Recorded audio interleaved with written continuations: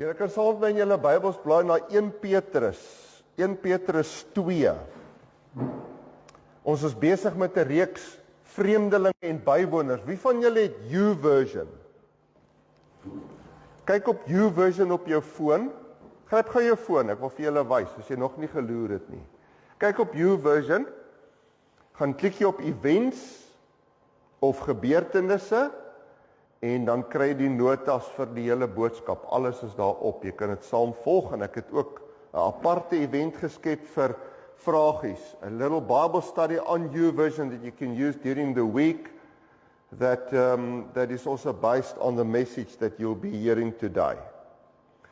So ons lees saam met 1 Petrus 2 vanaf vers 1 tot 10. Dis die derde boodskap in hierdie reeks. Die eerste boodskap het gesê ons toekoms is blink. This is the third message in the series based on 1 Peter. And the theme of 1 Peter is that we are strangers in this world. We actually belong to a different kingdom. And the first message based on 1 Peter 1 from verse 4 upwards, the theme was we have a bright future. Ons het 'n blink toekoms waaroor jy opgewonde kan wees. Ek hoop daar is ergens een of ander spaak van opgewondenheid in jou oor die toekoms. Don't get negative, don't get bogged down about whatever pulls you back, whether it's your health or political situation or finances. We have a bright future because we belong to a different kingdom. So 1 Petrus 2 vanaf vers 1 tot 9. 1 Peter 2 verse 1 to 10. Ek gaan dit vir julle voorlees. Hou dan op met elke vorm van bedrog, van kwaad, van huichelarij, jaloesie en kwaadpratery. Soos pasgebore kindertjies smag na melk, moet julle smag na die suiwer geestelike melk, sodat julle daardeur kan opgroei en die saligheid verkry. Julle het immers ondervind dat die Here goed is. Kom na hom toe, die lewende steen. Die lewende steen is deur mense afgekeer, maar deur God is hy vir die ereplek uitverkies. Laat julle as lewende stene opbou tot 'n geestelike huis. Dis die tema van vanmôre se boodskap is, bou 'n geestelike huis. As 'n vreemdeling en 'n bywoner, is ons besig om geestelike huise te bou. Ek gaan net met julle daaroor deel. So, hoe lyk so 'n geestelike huis? Hier staan, om 'n heilige priesterdom te wees, 'n geestelike offers te bring, wat deur Jesus Christus vir God welgevallig is. Daarom staan daar in die skrif, kyk ek lê in Sion 'n hoekklip, uitverkies vir die ereplek, wie in hom glo, word nooit teleurgestel nie. Julle wat glo, deel in hierdie eer, maar vir die wat nie glo nie, geld die woorde, die klip wat deur die bouers verwerp is, het die belangrikste klip in die gebou geword. 'n Klip waaroor 'n mens struikel en 'n rots waarteen jy jou stamp. Vers 9. Julle, you are a holy priesthood, the chosen people of God. 1 Peter 2 verse 9. 'n Nasie wat vir God afgesonder is, die eiendomsvolk van God. Die volk wat die verlossingsdade moet verkondig van hom, wat julle uit die duisternis geroep het na sy wonderbare lig. Julle was vroeër geen volk nie, maar nou is julle die volk van God. Vroeër is daar geen barmhartigheid aan julle bewys nie, maar nou het God aan julle barmhartigheid bewys. 1 Petrus 2 vers 1 tot 10. Daar is iets in ons Afrikaans sprekende mense van eiendomsreg. Ons hou mos nie van om goed te leen nie. Is ek reg? Ons wil grond hê. Ons wil ons eie huis hê.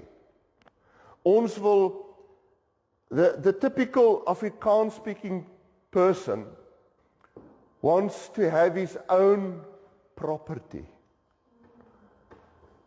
I don't know if you knew that, Kevin, but the Afrikaans-speaking people, they are known to be farmers. They are people of the land. They want to put their hand in the soil.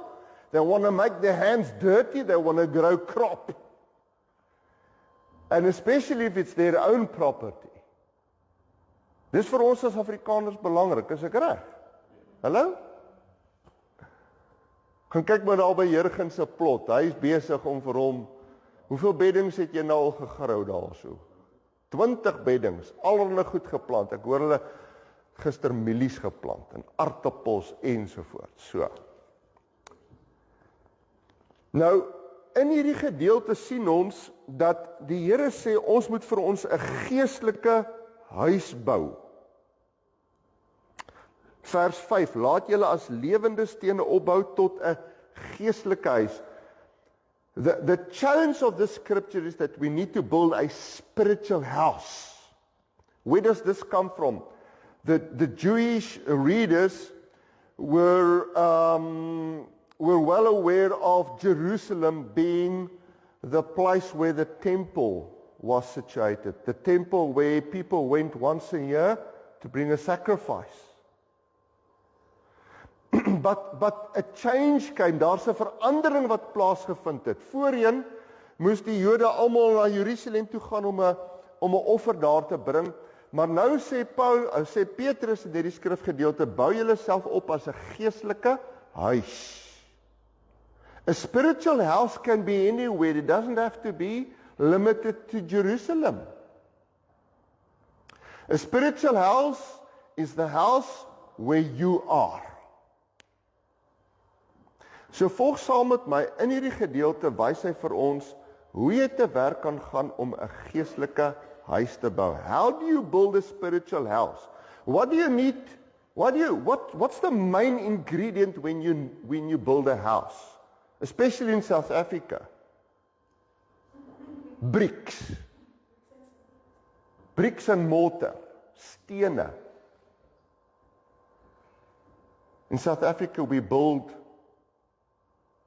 about 99% of our houses are built with bricks. It's different from what we have here in New Zealand. So die eerste is, jy het wat nodig? Stene. Sien julle dit staan daarso? Vers 4, 'n lewende steen. Ons gaan 'n bietjie praat oor die stene. Maar die tweede wat jy nodig het om 'n huis te bou, veral as jy 'n lening, when you apply for a mortgage, what does the bank ask from you?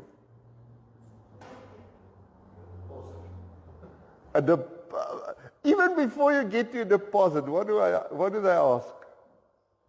Security, paperwork, and more paperwork, and more paperwork, and oh man, they want you to have the right documentation. Those are the two things that you need when you want to build a house, or especially the second one, if you apply for a mortgage, as jy vir 'n lening aansoek doen. Wie sal deur daai oefening? As jy huis koop. Yes, dis erg. So ek wil ons moet eerstens kyk oor hoe lyk die stene, die regte stene. You need to build with the right bricks. What does these bricks look like? And then secondly, the documentation that you need has to do with your identity.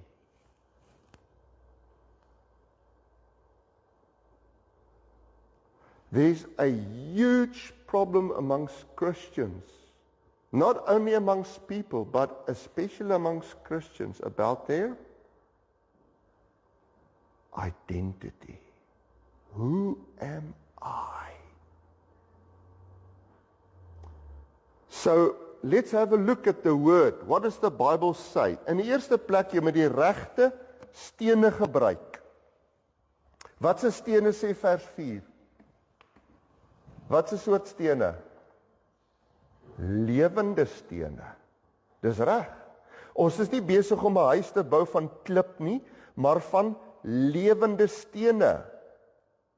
Net mense kan 'n lewende steen wees. Bakstene is dood. Die kern huis, geestelike huis wat gebou word, is die gesin. Papa, mamma en die kinders saam vorm lewende stene. In 'n gemeente vorm ons saam lewende stene. En wat doen hierdie lewende stene? Wat sê vers 5? Lewende stene word as lewende stene opgebou tot 'n geestelike huis om 'n heilige priesterdom te wees en wat se offers te bring? Geestelike offers. We often sing, Lord, I give you my heart, I give you my soul, I live for you alone. You know that song? Het julle hom al gehoor? Of ons sing in Afrikaans, alles offer ek. Het julle hom al gesing? Hallo? God soek lewende stene. Hy soek lewende offers. Romeine 12, hoor gou mooi wat sê Romeine 12 vers 1. Ek vermaan julle broeders en susters by die ontferminge van God, dat julle julle liggame gee as 'n lewende, heilige en aan God welgevallige offer.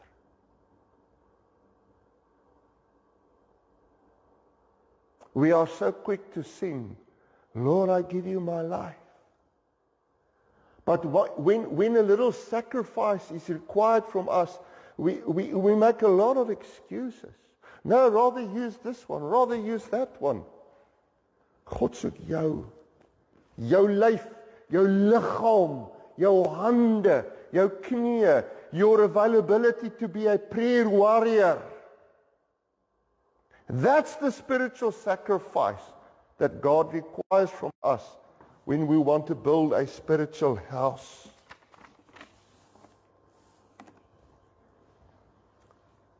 God vra ons geld.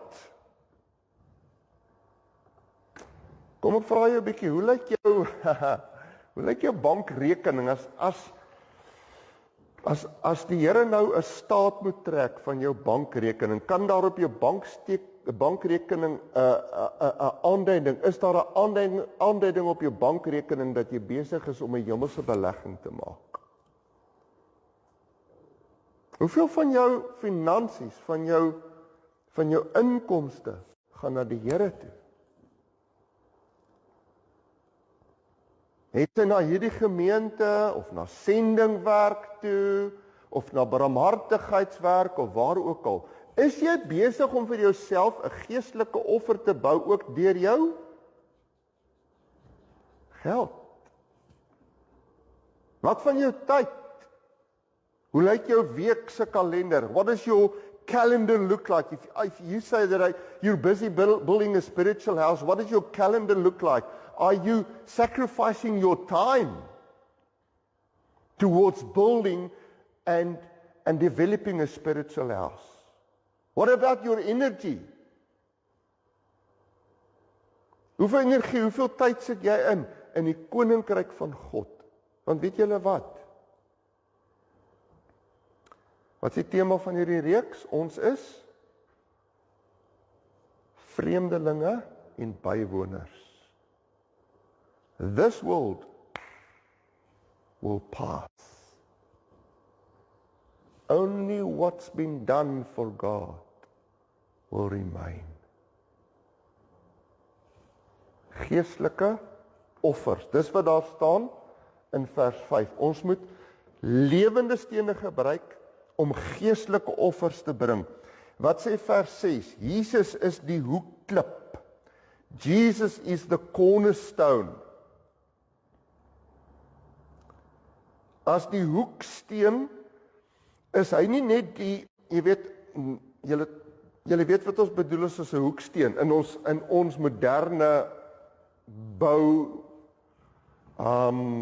professie is 'n hoeksteen eintlik maar net 'n seremoniële steen wat gelê word na die tyd, né? Dan staan ons nou op so 'n dag, so datum en so.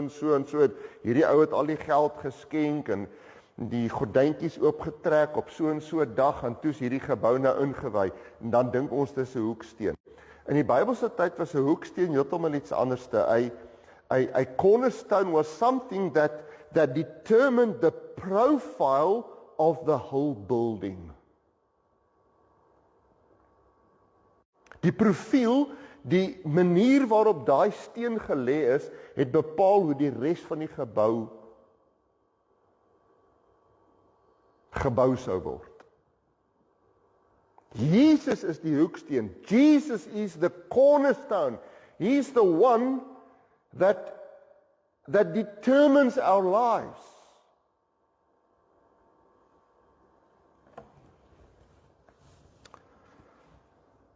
Laat julle self opbou as lewende stene tot 'n geestelike huis om 'n heilige priesterdom te wees. 'n Heilige priesterdom. In die Ou Testament was net die stam van Levi, only the Levite tribe only they were allowed to be priests. But a change came. Nou is ons, en ons gaan net daarby kom, elkeen van ons is deel van 'n heilige priesterdom. I'm sorry to say, but the whole Roman Catholic notion that it is only the priest and only the Pope that sort of has contact with God, that's not biblical. En ietsie daarvan het in ons Afrikaanse kultuur ook vasgehaak, né, mos van nee maar die dominee.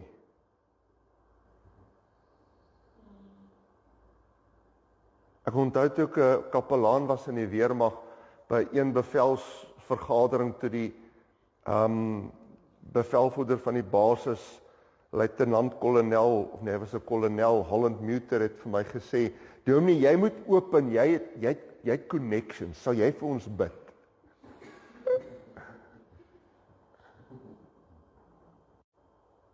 Every one of us are priests. Holy priests. We have a direct line to the King of Kings. Build your spiritual house. Build your house. Build your family. Build your children. Build your work.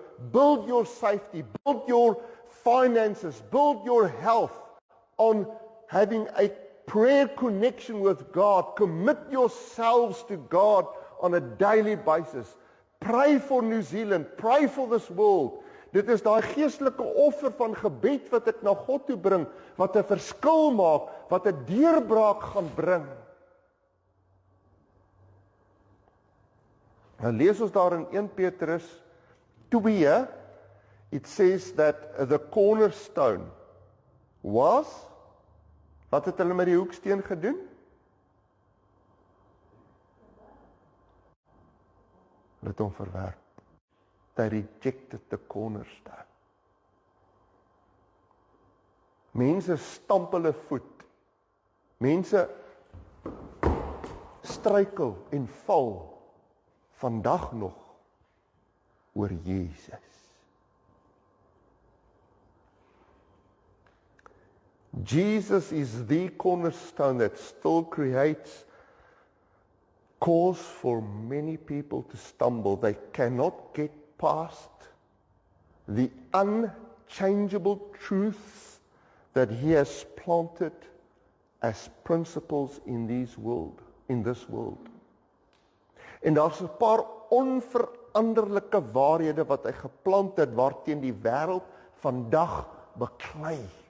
En hulle kan maak wat hulle wil, hulle gaan dit nie skuif nie. There are a few stumbling blocks that the world are battling, that they are grappling with, and they won't be able to move those stones. Let me give you a few examples.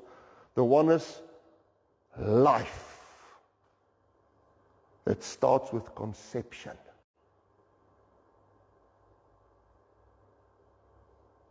It doesn't matter what the government say about abortion. In the eyes of God, life starts with conception. That cornerstone will not be moved. Second one, sexuality. I'm giving you a few examples of the cornerstones, the stones that our people are stumbling over today. Sexuality. God created them, Adam and Eve, not Adam and Steve. Man and woman. You cannot decide what you are. You cannot associate with what you want to be later on. The problem is not identification, but identity.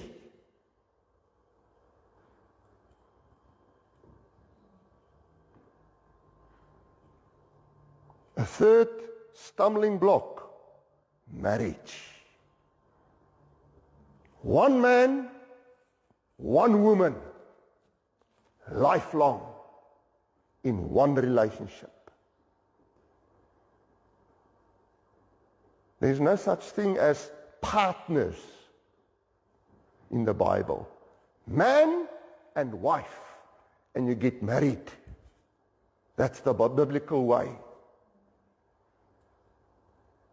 So vir die jong mense, die van julle wat dalk nog nie getroud is nie, daar's nie 'n ding van saam bly nie. Dis uit. Jy's getroud voor God, voor mense en voor mekaar. Jy kan jou voet skop teen daai klip tot hy bloei, maar daai klip gaan nie skuif nie. That's an unchangeable principle that God determined in life. There's a few others, but for the sake of time, I'm not going to go into them now. So we are building a spiritual house. Ons bou 'n geestelike huis, né? Wat het jy nodig? Lewende stene. Nommer 2, die regte papiere. The right documentation. Vers 19. Dit gaan oor identiteit. Vers 10 sê en verduidelik hoe mense lyk wat nie die regte dokumentasie het nie. People who don't have the right documentation, if you cannot give proof of your equity, your ability to pay the house, to service the mortgage that you apply for, you cannot buy a house. In vers 10 sê hy, vroeër was julle geen volk nie. Eintlik is dit Efesiërs 2, daarvan af vers 11 en verder. Hy sê, vroeër was julle dood. Vroeër was daar geen hoop vir julle nie. Vroeër was julle ver van God af. 1 Petrus 2 vers 10 sê, geen barmhartigheid nie, geen volk nie. Dis 'n beskrywing van hoe jy was voordat jy 'n verhouding met God gehad het. In terme van die bou van 'n geestelike huis, jy het nie gekwalifiseer nie, jy het nie die regte papiere gehad nie. You didn't have the right paper. You didn't qualify. You were far from God, without hope. But through Jesus, you now qualify. En ek wil hê ons moet net na die identiteit kyk wat hy vir ons gee. Like I said, there is a huge problem, especially amongst Christians, regarding identity. En ek wil hê ons moet vanmôre dit vir ons self uitklaar. Elkeen van ons wat na hierdie boodskap luister, maak vir jouself duidelik, wat is jou identiteit? Nie volgens hoe die wêreld na jou kyk nie, maar hoe God na jou kyk. So vat gou jou Bybel en kyk daar saam met my na vers 9. 1 Peter 2 verse 9 gives a clear clarification on what your identity is. Wat sê hy eerstens? Daarenteen, sê hom vir my? Julle is 'n uitverkore volk. Uitverkore. Daarenteen, julle is 'n uitverkore volk. Die Griekse woord, ja, hierdie is amazing. Die Griekse woord wat vir volk daar gebruik word, is genos. Grieks is maklik. Daar's 3 Griekse woorde wat hier gebruik word. Julle gaan hulle net nou hoor. Grieks, as jy wil Grieks praat, dan sit jy net os agteraan. Agter alles aan. Nee, Taaibos is nie Grieks nie. So, genos, dit klink soos wat? Geneties, dis korrek. The Greek word genos refers to the genetic afkoms. Where you come from, genetically. So, for example, in South Africa, you have the Zulu-speaking, die Xhosas, die Sothos, die Afrikaners, Europeërs. Geneties kan jy gaan kyk waar elkeen vandaan kom. Dis 'n klomp verskillende volke wat saam een nasie vorm. Nou wat staan daar in vers 9? Julle is die eiendomsvolk van God. Jy is geneties van God afkomstig. Ja. Dan net gou 'n bietjie, skryf net so 'n bietjie reg. Just lift up your head. En sê net bietjie vir jouself, ek is geneties afkomstig van God. Dan net bietjie jou kop op en wees bietjie trots oor jouself. Hallo? Is julle met my? We should stop walking around thinking that we are a mistake.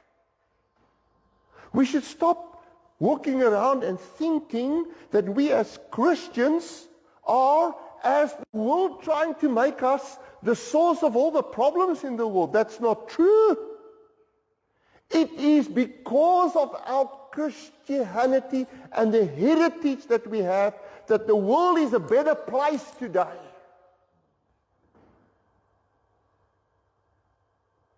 Gaan nie aan al die voorbeelde ingaan nie, maar you can just go and have a look at all the inventions. Most of the world-changing inventions that has been discovered over centuries was done by Christians. The wisdom that comes from God. Julle is die eiendomsvolk van God. Die Griekse woord genos, geneties. Dis waar ek vandaan kom. Dan is daar 'n tweede woord wat gebruik word. In vers 9, 'n uitverkore volk en ook 'n wat? Koninklike priesterdom. Koninklike priesterdom. In die Ou Testament was daar 3 priesterlike, kom ek noem dit groeperinge, daar's die regte woord. Daar was die priesterorde volgens Melchisedek, waarvan ons lees in Genesis, en Jesus, dit lyk asof Melchisedek, ek gaan nie nou tyd daar spandeer waar Melchisedek vandaan kom nie, maar dit lyk asof dit selfs 'n verskyning van Jesus reeds daar in die Ou Testament was, die goddelike priesterdom, wat daar aan Abraham verskyn het ensovoorts, maar toe kom God later en hy sê vir Moses, ek stel 'n nuwe priesterdom of 'n priesterdom in plek, naamlik die priesterdom volgens die orde van Levi, uit jou broer, onthou hulle Moses se broer, wat was sy naam gewees? Ja, daai een, Aaron, en sy nageslag was priesters. En dan, uit hierdie priesterdom van Aaron, het baie van die priesters, het dit maar net gedoen vir die perks wat daarmee saamgaan. Lees mense in Esegiel van die oorblyfsels, die wat ware priesters was volgens die orde van Sadok.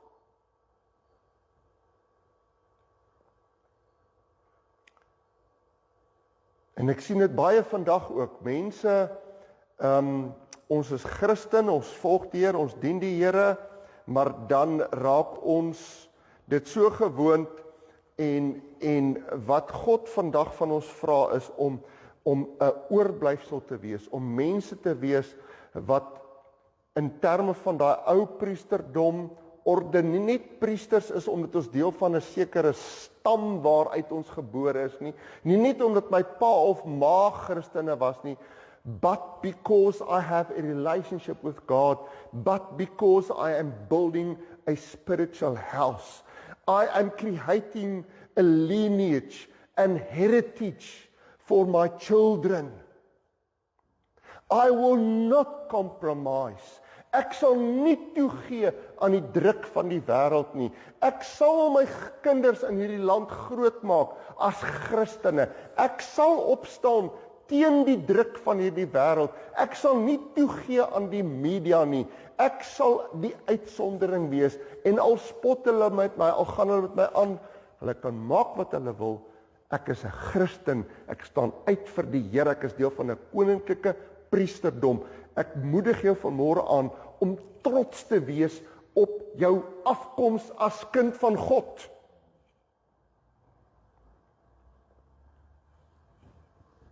Eiendomsvolk, koninklike priesterdom, en dan wat sê hy? Die eiendomsvolk van God. 'n nasie wat vir God afgesonder is. Die Griekse woord daar wat hy vir nasie gebruik is ethnos. Hoor julle weer die os, jy sit net 'n os agteraan. Ethnos.